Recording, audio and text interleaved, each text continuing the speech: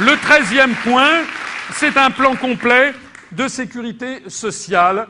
La sécurité sociale instituée par les ordonnances des 4 et 19 octobre 1945, ça n'a pas traîné, dans la mise en œuvre du programme du CNR, donc sous l'autorité de Charles de Gaulle, qui était le président du gouvernement provisoire.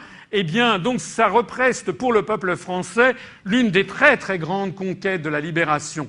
C'est l'objet d'un immense consensus dans la société française, la sécurité sociale avec ses différentes branches que vous connaissez, la branche famille, la branche maladie, la branche retraite, etc. Pourtant, cet immense consensus, on le disait tout à l'heure avec cette citation assez incroyable de franchise de M. Kessler, pourtant cet immense consensus ne cesse d'être remis en cause par les directives européennes en tout genre. Alors, eh bien, nous rappellerons que la santé, et les Français y sont immensément attachés, doit être un bien pour tous. Donc, d'abord, la confirmation solennelle du rôle central de la sécurité sociale pour assurer la justice sociale entre les citoyens français. Encore une fois, nous nous prévaudrons de Saint-Louis et de ses établissements de commun profit qui auront bientôt 800 ans d'âge pour dire à quel point les Français sont attachés à cette justice sociale primordiale qui est la justice devant l'égalité, devant la maladie et devant la mort.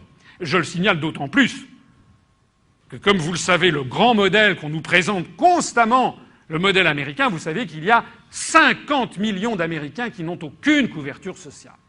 Alors si c'est ça le modèle vers lequel on veut nous faire aller, eh bien c'est non. Nous sommes pour le maintien bec et ongle de la sécurité sociale pour tous. Il y aura un coup d'arrêt donné aux exigences européennes constantes de déremboursement, ce qui est en cohérence avec notre sortie de l'Union européenne et des fameuses grandes orientations de politique économique, puisqu'il paraît qu'il faut qu'on dérembourse les médicaments les uns après les autres. Nous procéderons aussi à ce qui est quand même assez choquant quand on y réfléchit bien, qui est le très faible remboursement des frais de santé pour les Français en matière de soins oculaires et dentaires. On ne voit pas en quoi. Il n'y a aucune raison. Il n'y a aucune raison. C'est pas un luxe de pouvoir voir. C'est pas un luxe que de ne pas avoir mal aux dents. Donc il n'y a aucune raison pour laquelle on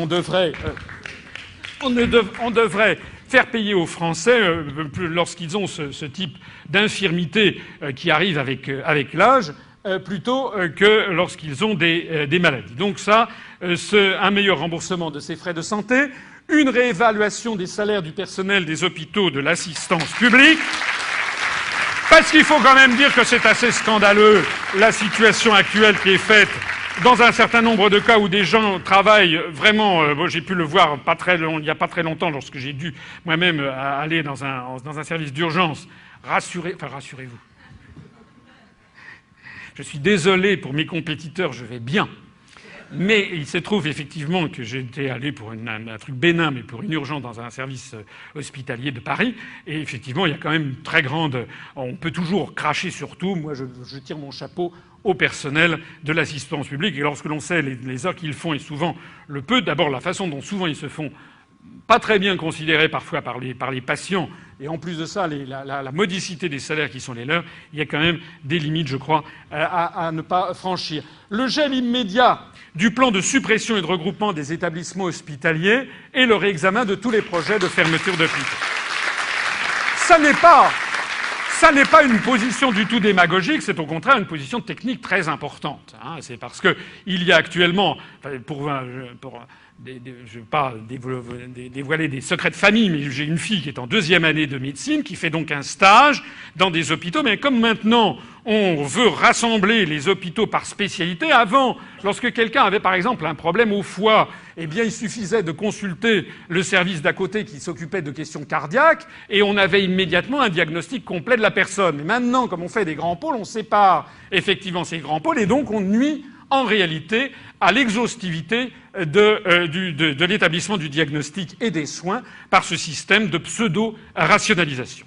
Le 6e point, ce sont des enquêtes judiciaires que nous engagerons contre les officines orchestrant des grandes peurs collectives à des fins d'extorsion de fonds publics.